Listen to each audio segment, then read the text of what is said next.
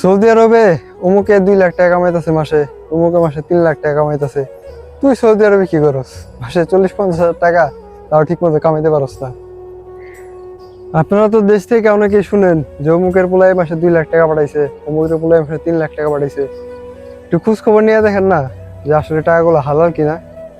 কারণ সৌদি আরবে কিন্তু টাকা কামানোর অনেক উপায় আছে, কিন্তু টাকাগুলো আসলে হালাল ইনকাম হয় কিনা এটা হলো আসলে মেইন বিষয়।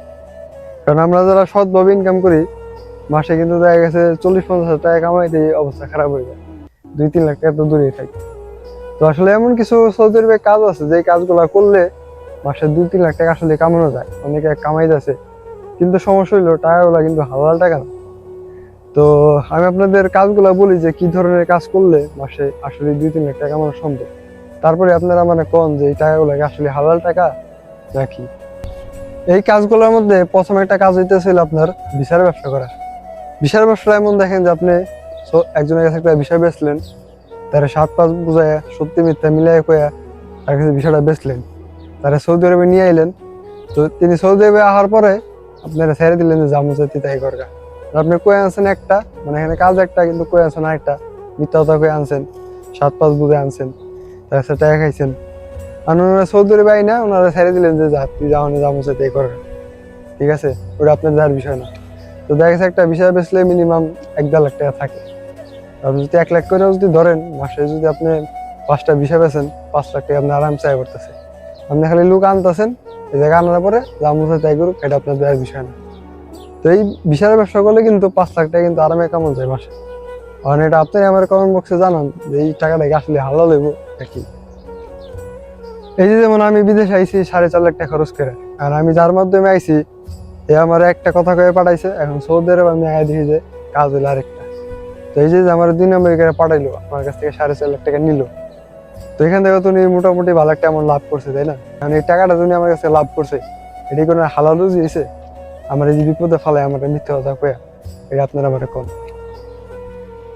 আচ্ছা, তারপর আরেকটা কাজ হইলো আপনার সৌদি আরবে যাগো কাজ নাই, যারা এসে বসে আছে কাজ খুঁজতেছে, তাদের আপনি কাজ দিবেন, এই কাজের বিনিময়ে একটা পার্সেন্টেজ তার কাছ থেকে নিবেন।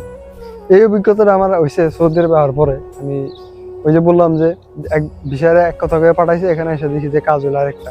তো এখান থেকে এসে পড়ছি, আসার পরে আমার কাছে কাজ নেই, কাজ খুঁজতেছি। তো কাজ খুঁজতে খুঁজতে এক পর্যায়ে এরকম একজনের কাছে পড়লাম যে উনি আমাদের কাজের মানে টাকার বিনিময়ে আমার কাজ দিব। তো মোটামুটি দেখা গেছে যারা এই ধরনের কাজ করে যে কাজের বিনিময়ে টাকা নেয়, তো তারা কিন্তু মোটামুটি আপনার দেখা গেছে একজনে কাজ দিলে 500 রিয়াল, 1000 রিয়াল, যেটা বাংলাদেশি টাকায় মনে করেন যে 30,000 টাকা, 45,000 টাকা, 40,000 টাকা এরকম নেয় এরা। ঠিক আছে, 1000 রিয়াল, 1500 রিয়াল এরকম নেয়। তো আপনি যদি মাসে দেখা গেছে এরকম 20-25 জনের কাজ দিয়ে পারেন, তো পার একজনের কাছ থেকে যদি এরকম 1,500-1,500 করে নেন, তাহলে আপনি বুঝেন যে মাসে আপনার কত টাকা হয়। তো মাসে কিন্তু এই ব্যবসাটা করলেও মানে এই কাজটা করলেও কিন্তু মাসে দেখা গেছে 2-3 লাখ টাকা আরামসে কামানো। মানে এই যে আপনার মাসে কাজ দেওয়ার পরিবর্তে আপনার ঘুষটা নিতেছেন বা টাকাটা নিতেছেন, মানে এই টাকাটা আসলে কি হালাল টাকা? তো আপনার এই ধরনের কাজের মধ্যে আরেকটা কাজ আছে, যে কাজটা কইরা মাসে 2-3 লাখ টাকা কামাইতেছে, এখনো বর্তমানেও কামাইতেছে। তো এই কাজটা হলো আপনার কন্ট্রাক্টের কাজ, মানে কন্ট্রাক্টদারি যেটা বলেন। তো অনেকে দেখা গেছে রাস্তার কন্ট্রাক্ট নেয়, অনেকে দেখা গেছে যে বাড়ি ঘরের কন্ট্রাক্ট নেয়, অনেক ধরনের রং টং করার বা কন্ট্রাক্টের কাজ তো বুঝেনি যে কন্ট্রাক্টের কাজ করে। তো কন্ট্রাক্টের কাজটা তারা এমন ভাবে টাকা ইনকাম করে এখানে, যে মনে করেন যে মাল সামানা লাগছে হইলে 50,000 টাকার, এখানে বলে যে 60,000 টাকার মাল লাগছে বা 70,000 টাকার মাল লাগছে। ঠিক আছে, লেবার মনে করেন যে লাগাইছে 10 জন, কইলে যে লেবার লাগছে 15 জন, আর 5 জনের মানে আপনার মজুরিটা বেশি নিল। তো আসলে এরকম করেও দেখা গেছে মাসে 2-3 লাখ টাকা কামানো যায়। তাহলে এই যখন বাড়িতে টাকাটা পাঠায়, তখন কি বাড়িতে কি কয় যে আমি সৌদির সাথে 2 নম্বরই কইরা বা সৌদিকে ঠকায় মিথ্যা কথা আমি 2 লাখ টাকা কামাইছি, 3 লাখ টাকা কামাইছি, এটা কিন্তু কয় না। কি কয় যে আমি কন্ট্রাক্টদারি করে কাজ করে আমি 2 লাখ টাকা কামাইছি, 3 লাখ টাকা কামাইছি। হ্যাঁ, আছে এমন লোক আছে যে মাসে 2-3 লাখ টাকা সৎ পথে কামাইতেছে, কিন্তু সবাই কিন্তু না, হাতে গোনা দেখা গেছে কয়েকজন। আর যারা কিনা সৌদি আরবে ব্যবসা বাণিজ্য করেন, দোকানপাট করে, তাকে বিষয়টা আলাদা।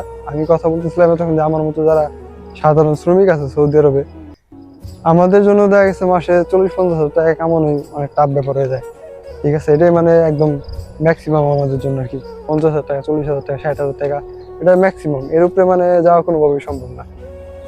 তো আসলে শেষ কথা এটাই যে যখন আপনারা কেউ কইবেন যে অমুকে 2-3 লাখ টাকা কামাইতেছে মাসে সৌদি আরবে, তুই সৌদি আরবে কি করতেছিস, এই কথাটা কওয়ার আগে একটু চিন্তা ভাবনা করেন যে যে 2-3 লাখ টাকা কামাইতেছে যে আসলে কেমনে টাকাটা কামাইতেছে, তার টাকাটা কি হালাল নাকি। হালাল টাকা অল্প হইলেও কিন্তু অল্প টাকার মধ্যে কিন্তু বরকত আছে। আর হচ্ছে হালাল টাকা কামাইলে মনে একটা শান্তি থাকে যে অন্তত দিন শেষে কারো অভিশাপ তো খাইতে হইব না, কারো গালি তো খাইতে হইব না, কারণ নিজের পরিশ্রমের কামানো টাকা কারো 2 নাম্বারি পেরা বা কারো ঠকায় তো কামাইনি। এই জিনিসটা আসলে মনে একটা প্রশান্তি থাকে। তো আসলে এই ভিডিওটা এখানে শেষ করব। আর আমার কথা যদি কেউ কষ্ট পেয়ে থাকেন তাদের জন্য আসলে আমি সরি, দুঃখিত। আর আমার এই কথাগুলো যদি কেউ একমত হয়ে থাকেন অবশ্যই কমেন্ট বক্সে জানাবেন। ইনশাল্লাহ দেখা হবে পরবর্তী কোনো ভিডিওতে। আজকে অনেক কথা বলে আল্লাহ হাফেজ, টাটা।